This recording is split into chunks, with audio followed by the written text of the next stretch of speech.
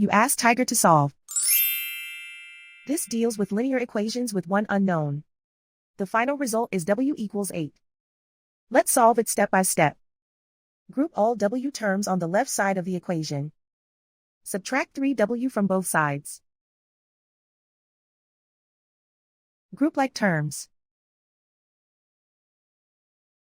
Simplify the arithmetic.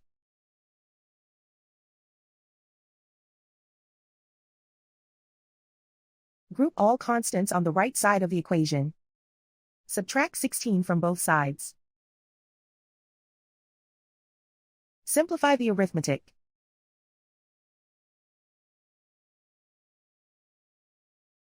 Isolate the w.